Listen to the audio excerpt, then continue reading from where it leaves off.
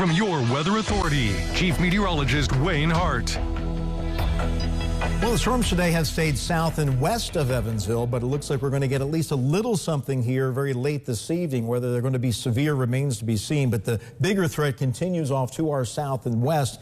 Other than the storms, the heat was back in the headlines today. The hottest overall day of the year when you combine the heat and the extreme humidity. Our low was 68. The high of 94 is not all that high, but it was extremely humid, and the feels like heat index was up between 105 and 115 this afternoon. We could be in that same ballpark again tomorrow.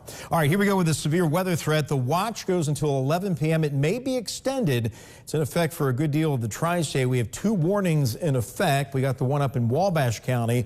That cell is weakening. This one is gaining strength, the one in eastern Gallatin and Union counties. And more severe storms coming out of the St. Louis area are going to take that same track and keep the threat for some severe weather going into the overnight hours. But again, that better threat will be off to the west and southwest of the Evansville area. So live first warning Doppler showing this cell in Wabash County really beginning to fall apart. So I don't anticipate a new warning here for Gibson County, but what's left of this is going to kind of sag down into the Evansville area with some rain, but it doesn't look like any storms for Evansville. But just to the southwest, it's a different story. This is an intense storm, just as strong as anything we saw late this afternoon down in our southern counties. Intense cloud-to-ground lightning moving into the Shawneetown area and points northeast up to the confluence there of the Wabash and Ohio rivers. And this is moving due east into Union County. So it's crossing over the bridge there now and heading towards the Morganfield area. And on the leading edge,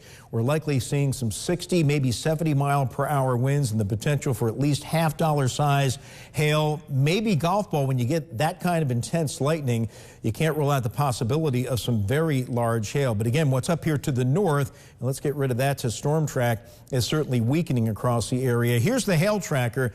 We were watching that northern storm, and it weakened quite a bit as it moved along and north of I-64. Now this storm kind of formed on the outflow of that cluster that came out of Mount Vernon, Illinois, and you can see the hail core on this storm a little more intense as it pushes into Shawneetown. And that's why there is that potential for some very large hail with the storm as it heads into Union County towards the city of Morganfield. Now, as we check out the rainfall today, not much, if anything, here in the Evansville metro, but intense amounts of rain in our southwestern counties late this afternoon, including much of Hopkins, southwestern Webster, far southern Union counties, about 2 inches in Madisonville.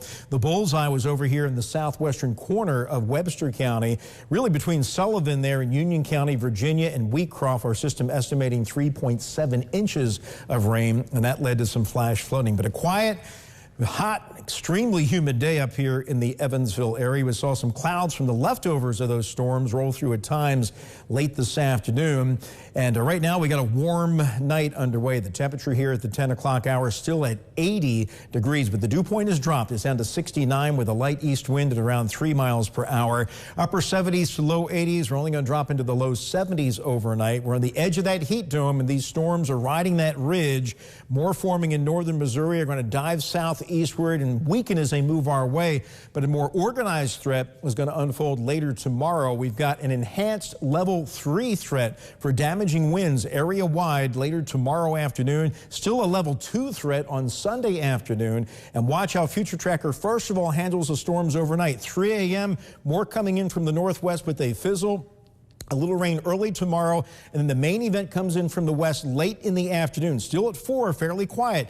90s, heat index again, 105 to 110, and then the storms hit. Watch the line come in from the west. 6 p.m., we just missed it there. It hits about the Highway 41 corridor at 6 o'clock. Does weaken some in our eastern counties. That'll be the main event, and then that activity diminishes. Another wave of storms coming in later Sunday afternoon, although our latest run of Future Tracker not showing that. Maybe some encouragement that Sunday may not be quite as stormy, and then we finally break out of this pattern the early part of next week. So scattered storms overnight, still a severe threat a little bit south and west of Evansville.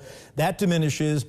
Hot, very humid tomorrow. More storms later in the afternoon, possibly severe. Those diminish tomorrow night. Some more scattered storms Sunday, maybe severe. Not quite as hot, 89 for the high. Quiet Monday, and then more scattered storms slowly ramp up next week, including a 40% chance on a hot and humid 4th of July. Okay, a lot of information, Wayne. Thank you very much. Catch your breath now.